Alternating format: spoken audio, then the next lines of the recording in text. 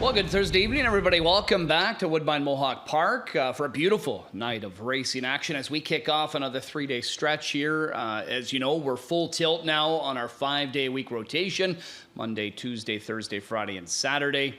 As it's become a busy time of year, especially with the rookies, and we're going to have plenty of that coming up this weekend. We had some on Tuesday as well throughout on that Canada Day program. Nice to see a lot of people out here on the Canada Day card as well. Appreciate that, and hopefully everybody enjoyed themselves and maybe able to cash some tickets as well. There were some prices that ended up coming through throughout the evening, but again, I thought we had a couple of sharp performances as far as the 2-year-olds were concerned. I know Doug McNair having a trio of winners. Dougie off here tonight. In fact, tonight when you look at the card, we've got no Doug now.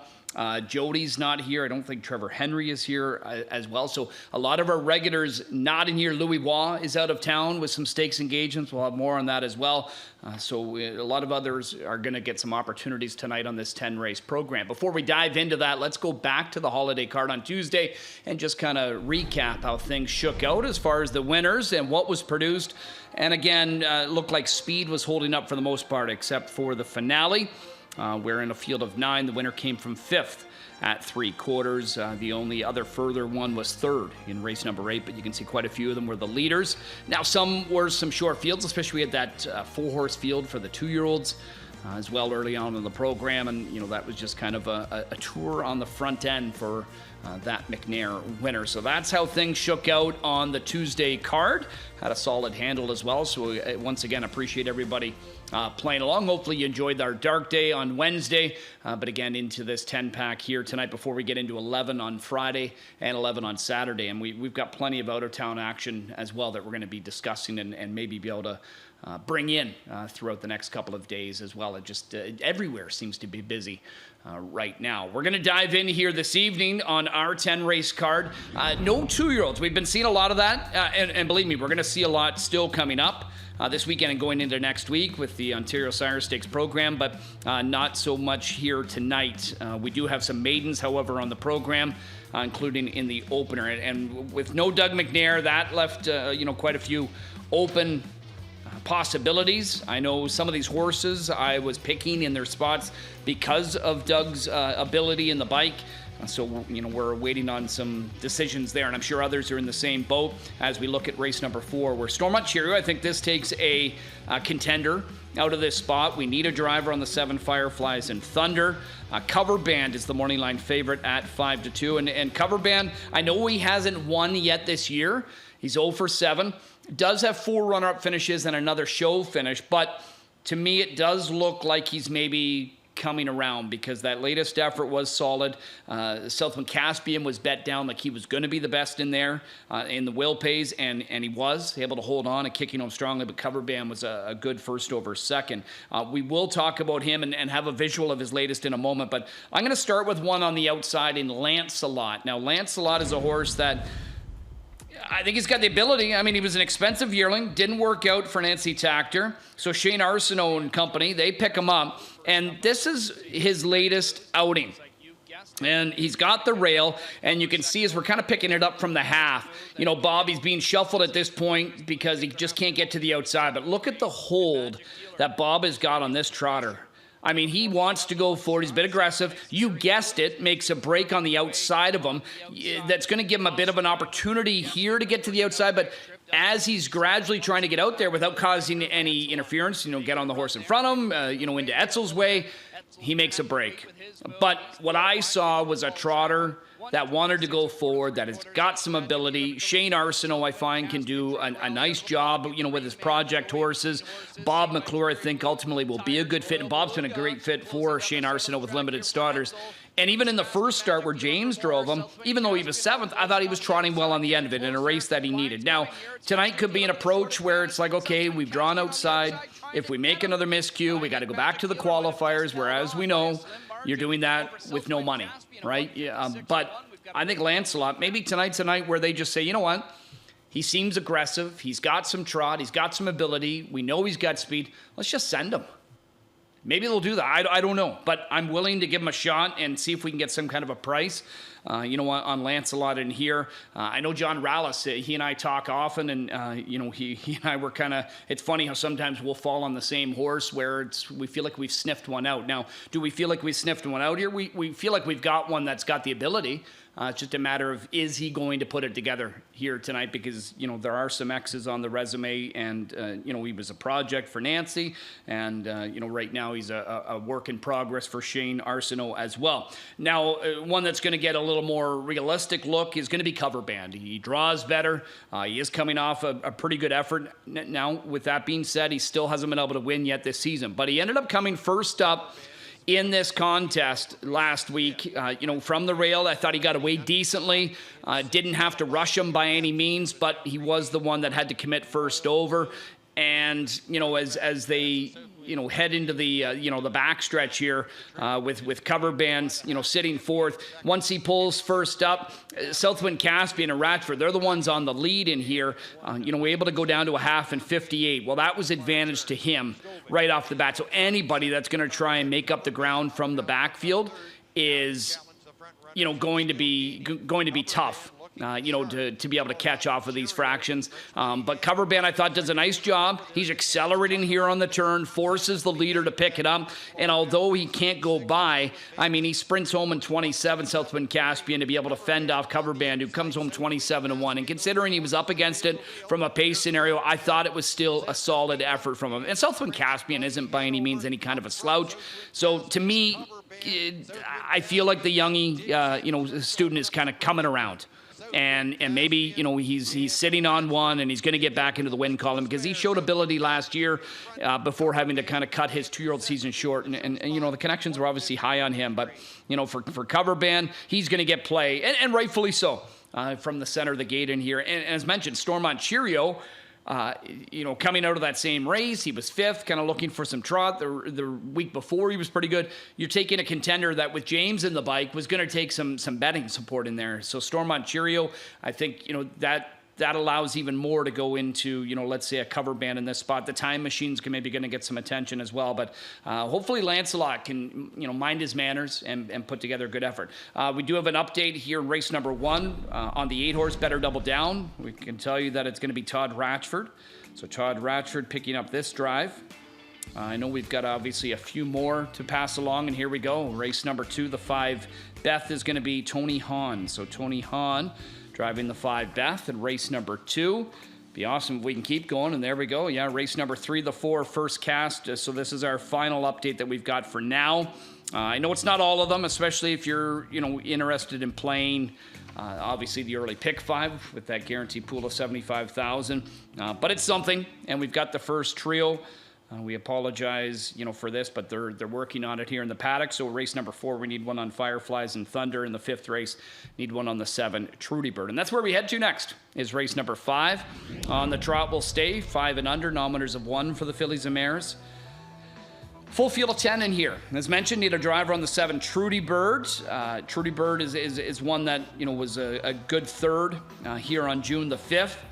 Then had to miss some time due to sickness. Not too much. Came back to be an okay 4th. I wouldn't be surprised if she's a bit stronger here tonight, just given the fact that she maybe needed a start, after coming back from some sickness. So I'm going to rate her up there pretty highly, but I'm willing to go to the far outside here on PL Stevie. We've talked about her. This was a pretty expensive yearling, a muscle mass filly that didn't make it to the track at 2. She's, good looking, good size, daughter out of PL Jill, first foal from that great, trotting mare. And she showed ability and in flashes in the first handful of starts. But this latest one was the best that we've seen yet from her, because a couple of things. First off, she left out of there with a 27-4 opening quarter. So now she was able to show that, I can leave out of there, because she had been in like 29 and 30. She got an aggressive approach here in her second grassroots try. What happened, though, she got shuffled. ended up getting away second. Then it was third, and it was turned all the way to sixth, down the lane. But Christopher was fortunate to be able to work his way off of the pylons, around horses, and then she's closing well. Not able to catch Little Sweet. That one had the jump, but there's no arguing that PL Stevie was closing at her and racing really well in that spot. So I do like what I saw from PL Stevie. The fact that she showed us that she can leave now in that latest gives me, some good hope that she can leave out of there well enough here tonight. I'm not saying she's got to go out there and gun and grab the lead, but at least, hopefully she can get spotted up to where it's not going to put her too far behind, because as you see when we show at the top of our show kind of how things played out from a bias standpoint, you just need to find a way to be close turning for home for the most part. It's very, very tough, and it has been, here for quite some time on closing. Here, but PL Stevie liking that, and I think it'd be great to kind of get a maiden win and some confidence ahead of whatever her next test will be at the provincial level. So I'm going to go with her on top over Trudy Bird, Resolved, and Nightingale from post position 9. So we've just had a couple of replays to profile some of these races on the card. Of course, we've got our usual wagering menu, here with the 2 pick 5s, the pick 4s, and of course the pick 6.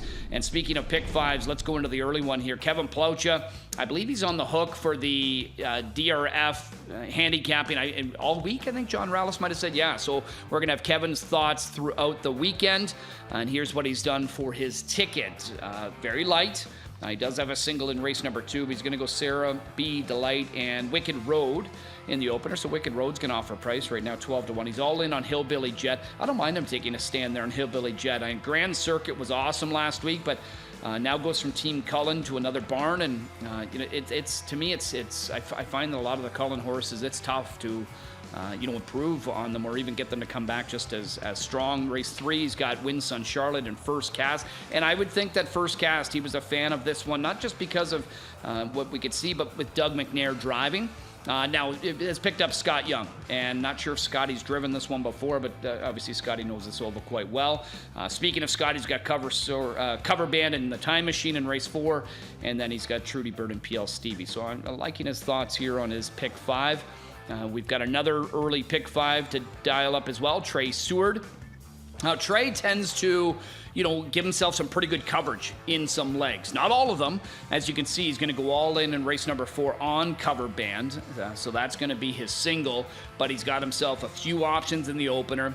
A pair of them in race number 2. And then in race number 3, with the 1, 4, and 7, Winsun Charlotte, First Cast, and Stylish Stella. But then if he can get through the first 4 legs, I think he's got to be feeling pretty good about his chances, because he's got 4, 7, 8, 9, and 10 in that final leg. And Sugar Doyle doing a little extra homework here. Geez, Sugar, when you make me look bad when I announce, I don't put in an early pick 5 ticket, but you're chomping at the bit here. Take us through it.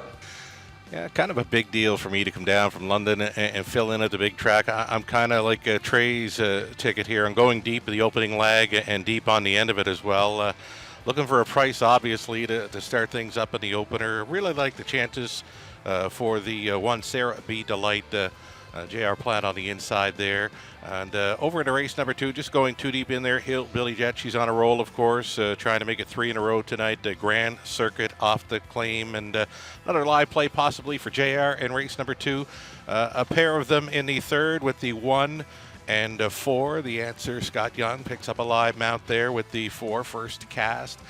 Too deep in the 4th, and then on the end of it, kind of a wide open trotting event there, a full field of 10, using 7, 9, and 10. I went outside for my top selection, PL Stevie, Chris, hoping he puts that one in play and gets the job done on the end there, Chad.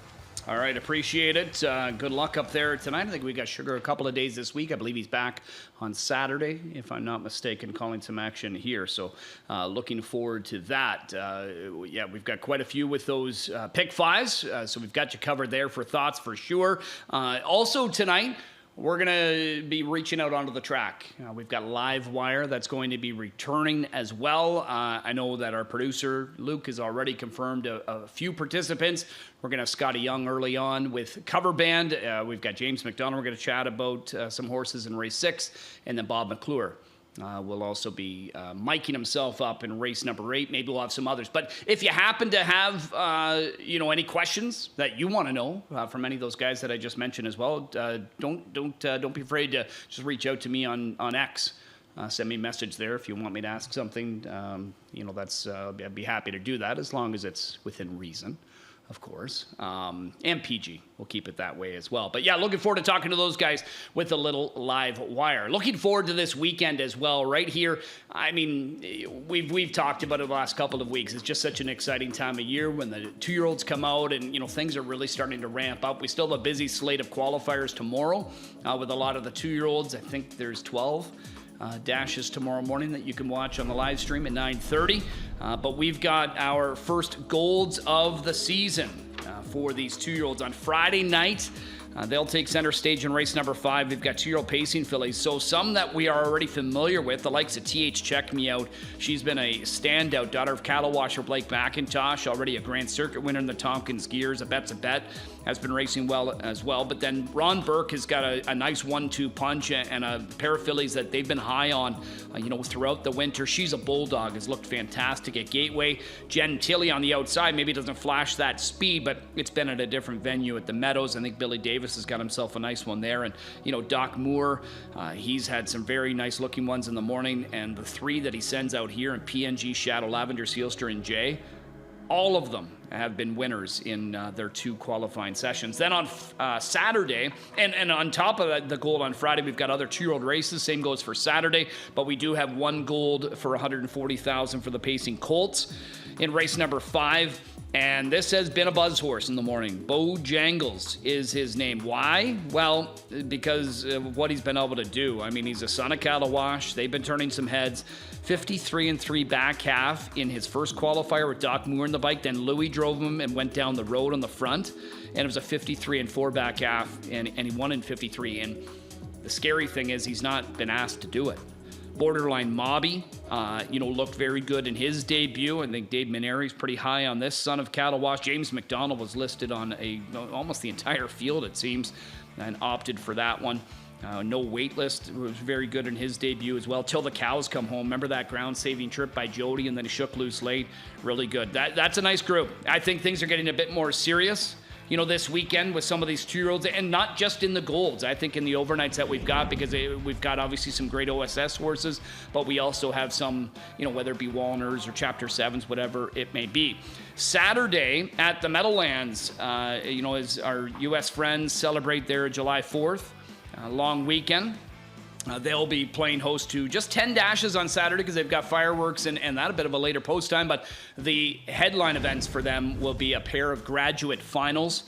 And the first one for the Pacers, headlined by Nijinsky, who's got the 6-hole Captain Albano, who, as we know, is such a great horse. And it was a great race last time. He didn't get room until very late.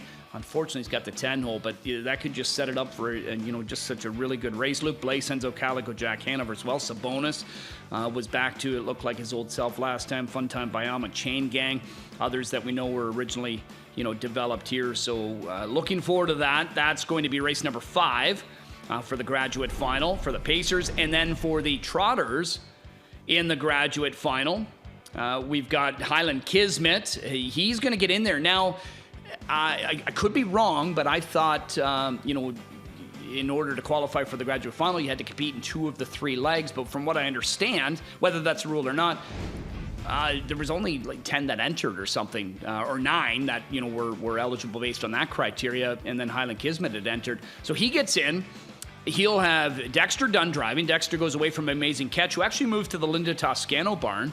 Highland Kismet will remove the hobbles. He had a really nice looking qualifier last week. I mean, he's got a big shot in a race where, at one point didn't look like he was even going to get into. Private Access, Louis Waz got the morning line favorite again for Luke Blay here in Determination. He's been fantastic south of the border, having himself a really nice 4-year-old campaign. Greg McNair sends out Mars Hill, but some really nice ones in there. A couple as well sent up by Oka Svanstead. He always has great quality. List to Hanover I thought it's been fantastic, but a tough draw for her on the outside. So those are a couple of races we're really looking forward to from the Meadowlands on Saturday, as we obviously take in our action. And I would expect that, we're going to see things kind of line up as long as the schedule works out properly, that we'll just get them right here on our channel. As we did last weekend, there'll be no need for you to flip around. So you can just tune into Mohawk Park and get that. We're also hopeful that we'll be able to see some out-of-town action tonight from New York, Vernon Downs. They play host to a couple of stakes here this evening as well, and that's where Mr. Louis Waugh is, because they've got the Zweig Memorials for the 3-year-old filly trotters and the 3-year-old colt trotters. The fillies go first in race number 8. It's supposed to be at about 7:45 is the time. Not sure how much they're on schedule or off schedule right now, but Lasting Dream is the Luke Blake charge in there from Post 2. I mean, you've got My Debt Collector in there. What a Bit Hanover is an awesome one. Volkswagen as well for Andrew Harris. So some very, very good ones. A preview likely of some that are going to be battling it out in the Hambletonian Oaks in just a few weeks. And then as far as the Hambletonian hopefuls, this is a big prep for them, and the Zweig Memorial going for $320,000. And you get 2-year-old champ Maryland in there in his second start of the year, but a Moticon Legacy. He's been sensational in just 2 starts this season, fresh off of his track record-setting performance in 150 and 2 here. They kind of headlined that group in that spot, but there's some other good ones in there as well. So group of 7. So that's races 8 and 9. Again, hopefully scheduling works out that we'll be able to kind of see these races. If not, I'll keep you up to date right here on our programming as well with what's happening out of town. Some more driver changes to get you caught up with for those of you that want to get those tickets punched for the early pick 5 or other multi-legs. Travis Cullen in race 4 picks up the drive on the 7 Fireflies and Thunder. So Travis Cullen there. 5th race, Travis a little bit busier here tonight. He picks up the drive on Trudy Bird. So Travis Cullen will drive Trudy Bird in race number 5. 6th race, we were good. That starts the late pick 5. Race 7, Billy Davis. He's familiar with this horse, Industrialist. And he'll be driving now in race number 7. Billy Davis there. Travis Cullen picks up another live one in Superior Delight for the Cullen outfit, or for the Fellows outfit, I should say. And in race number 10, our last ones. That's good. We've got them all squared away. J.R. Plant now drives Stovid. J.R. Plant driving the 8-horse Stovid in that high 5 finale. So good job by the paddock judge getting this stuff squared away, with 15 minutes or so until post time. Blaze of the night. I'm going to go Lancelot early on. I do think that this one might get some attention in here. Maybe it quite won't be the 10-1, but hopefully comes to play. It just minds his manners. So I'm going to try Lancelot in the 4th. I'm all in on PL Stevie in race number 5. Just hopefully she can get away well enough from the gate to be able to not be too far out of it. On-time delivery out of the claiming handicap back into a class that he's proven. I think he can rebound. I look for a big turnaround on him in the 6th. And then No Money Honey in race number 8. Superior Delight is one that's going to get some play, but Vanderkamp's barn's been good. You pick up James at second star Lasix, second back off the rest.